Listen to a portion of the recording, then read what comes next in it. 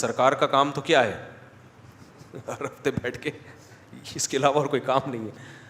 تو وہ جو ایک پھونکوں والی سرکار ہے نا اور ایک جہلم والی سرکار ہے، تو جہلم والی سرکار پھونکوں والی سرکار سے بہت اوپر کی چیز ہے. خیر ہمارا جہلم والی سرکار سے کوئی ذاتی پھڈا نہیں ہے. جہلم والی سرکار کے کچھ پازیٹیو کام بھی ہیں، میں مبالغہ آرائی نہیں کرتا کہ ایک نفرت میں انتہا تک پہنچو، کچھ پازیٹیو کام بھی ہیں. لیکن جہلم والی سرکار کو چاہیے کہ مسائل بتانا چھوڑ دے، یہ آپ کا کام نہیں ہے. آپ الحاد کے خلاف کام کریں، آپ جیسے قیصر راجہ صاحب کتنا اچھا کام کر رہے ہیں، آپ بھی کریں. سیکولرزم کے خلاف کام کریں، آپ لوگوں کو نصیحت کریں. مسائل آپ کا کام نہیں ہے. ڈاکٹر ذاکر نائک جیسے اتنے بڑے آدمی سے جب مسائل میں غلطی ہو سکتی ہے، حالانکہ وہ تو بہت میچور آدمی، اور انہوں نے اپنی غلطیوں سے رجوع بھی کر لیا، اتنے بڑے آدمی نے، یہی ان کے برحق ہونے کی علامت ہے. تو آپ تو کس کھیت کی مولی ہو بھائی؟ تو آپ کیوں بیٹھ کے لوگوں کو مسائل بتا رہے ہو؟ آپ کا وہ ہے نا، تجھ سے نہیں ہو پائے گا، ٹھیک ہے نا، تجھ سے نہیں ہو پائے گا. حضرت عمر کا قول ہے واللتی تنامون عنہا خیر مما تقومون، کہ جس نماز سے تم سو رہے ہو نا وہ زیادہ بہتر ہے اس سے، یعنی آخری وقت میں پڑھنا. اس کا بعض لوگوں نے مطلب یہ لیا ہے، وہ جہلم والی سرکار نے، کہ اصل تہجد زیادہ فضیلت ہے. بھائی حضرت عمر نے یہ نہیں فرمایا کہ تہجد کی، اگر بالفرض یہ بھی مان لیا جائے نا تو بھی یہ شروع بھی کس نے کرائی ہے؟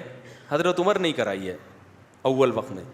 اور دوسری بات یہ کہ علامہ ابن حجر نے اس کا مطلب بیان کیا ہے کہ اس کا مطلب یہ نہیں ہے کہ مسجد میں پڑھنا افضل نہیں ہے، گھر میں پڑھنا افضل ہے. جہلم والی سرکار کا بھی نیا کلپ آیا ہے، اس میں جہلم والی سرکار نے کہا ہے کہ فرض نماز کے علاوہ جتنی نمازیں ہیں گھر میں پڑھنا افضل ہے. بہت ساری حدیثیں اس پہ لائی جہلم والی سرکار کہ گھر میں پڑھنا افضل، گھر میں پڑھنا. بھائی افلاطونیاں اور بقراتیاں دکھانے کی ضرورت نہیں ہے، بہت ساری حدیثیں ہیں. تراویح کی حدیث دکھاؤ کوئی کہ جس میں آتا ہو گھر میں پڑھنا افضل ہے. تراویح مستثنا ہے. آپ لا رہے ہو حدیثیں کہ جو ہے نا بھرم میں لینے کے لیے کہ حدیث میں آتا ہے سب سے افضل نماز کون سی ہے؟ گھر کی ہے. سب سے افضل نماز کون سی ہے؟ گھر کی. بھائی کون ان حدیثوں کا انکار کر رہا ہے؟ تراویح میں کہاں حدیث میں آتا ہے کہ گھر میں افضل ہے؟ تراویح تو نبی نے مسجد میں آ کے 3 دن پڑھی ہے، اور حضرت عمر نے کہاں قائم کروائی ہے؟ مسجد میں قائم کروائی ہے. تو اس سے پتہ چل رہا ہے مسجد کو آباد کرنا افضل ہے. حضرت عمر خود گھر میں پڑھتے تھے، اس کی وجہ یہ کہ وہ حافظ قرآن تھے. تو جو حافظ ہو اس کے لیے تو خود پڑھنا زیادہ افضل ہے، کیونکہ مسجد میں تو اس لیے پڑھا جائے گا کہ سارے حافظ نہیں ہوتے، تو وہ قرآن سنے، رونق قائم ہو. تبھی تو حضرت علی جب مسجدوں میں جا کے دیکھتے کہ مسجدوں میں تراویح سے قرات کی آوازیں گونج رہی ہیں، کہتے تھے اللہ عمر کی قبر کو نور سے بھر دے، ہماری مسجدوں کو اس نے آباد کر دیا. اور آپ لوگوں کا کہ گھر میں پڑھنا افضل، تو اس سے مسجدیں آباد ہوں گی ویران ہوں گی؟ اگر جہلم والی سرکار اس دور میں ہوتی، حضرت علی کے دور میں، حضرت علی آ کے کہتے مسجد نبی میں دیکھتے تراویح کی رونق ہے، اور حضرت عمر کی تعریف کرتے کہ ہماری مسجدوں کو عمر نے آباد کر دیا، تو جہلم والی سرکار کہتی کہ افضل کیا ہے؟ گھر میں پڑھنا ہے. وہ کہتے یار تو خوش ہو رہے ہیں یار، ہم یہاں مسجدیں آباد ہو رہی ہیں اور تو فتویٰ دے رہا ہے کیا پڑھنا افضل ہے؟ گھر میں پڑھنا افضل ہے.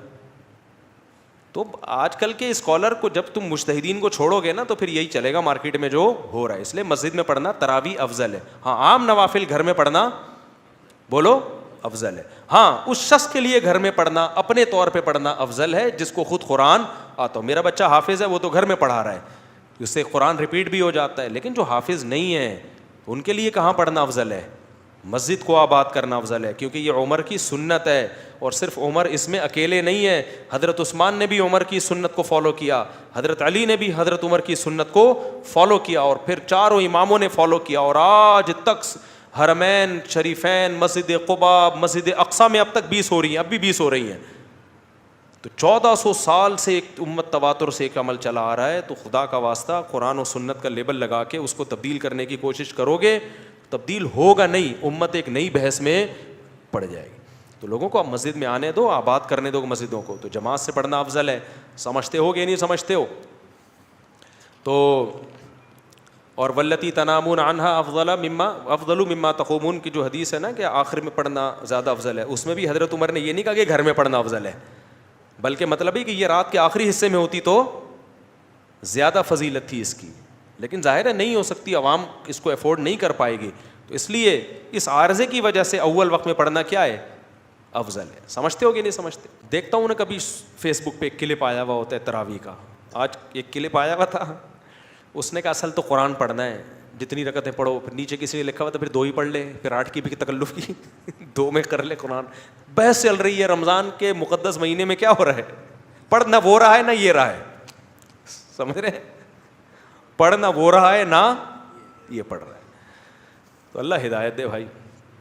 دوسری بات یہ کہ یہ تراویح کا جو آخری وقت ہے نا, تہجد کا وقت ہے, یہ بھی آج بعض اہل حدیث نے کہا کہ اصل تو آخری وقت ہے, آخری وقت ہے. بھائی ٹھیک ہے اصل آخری وقت ہے, لیکن حضرت عمر نے جب اول وقت میں پڑھوا دی تو تم بھی پڑھ لو نا پبلک کی آسانی کے لیے. تو حضرت عمر کے کرنے سے اب اول وقت اصل بن گیا ہے. دیکھو عشاء کی نماز کا اصل وقت ہے 1/3 رات, حدیثوں میں ترغیب ہے, لیکن پڑھی نہیں جاتی. پڑھی کب جاتی ہے؟ اول وقت میں, کیونکہ 1/3 تک جاگے گا کون. تو اسی وجہ سے تو صحابہ اول وقت میں تراویح پڑھتے تھے. تو جب ایک چیز صحابہ نے کر لی امت کی آسانی کے لیے اور خلفائے راشدین نے کی ہے, عام لوگوں نے بھی نہیں کی ہے, تو ہمارے لیے اب وہی عمل کیا بن گیا ہے؟ سنت بن گیا ہے. اب اس بحث میں کہ اصل تو تہجد میں پڑھیں, ابے بھائی چھوڑ دے اس اصل کو جو صدیوں سے ہو رہا ہے, جو صحابہ نے شروع کیا وہ عشاء کے بعد ہے, تو اب عشاء کے بعد ہی پڑھو اب بیٹھ کے. اب اصل یہی بن چکا ہے. سمجھ میں نہیں آ رہی میرا خیال ہے بات. اب اصل یہی بن گیا ہے. اب یہ افلاطونیاں بقراتیاں اور علمی موشگافیاں چھوڑنے کا سوائے امت کو لڑوانے اور اختلاف کے کوئی فائدہ نہیں ہے. جو ہو گیا صحابہ نے کر دیا طے شدہ, ختم, فنش. اب کچھ اور کام کرو. سمجھتے ہو کہ نہیں سمجھتے؟ ہاں کسی کی تراویح رہ جائے تو وہ پڑھ لے آخری وقت میں. بہت بڑا فنٹر ہے آخری وقت میں رات کو تہجد میں اٹھ کے پڑھے گا 20 رکعت, بہت اچھی بات ہے یار.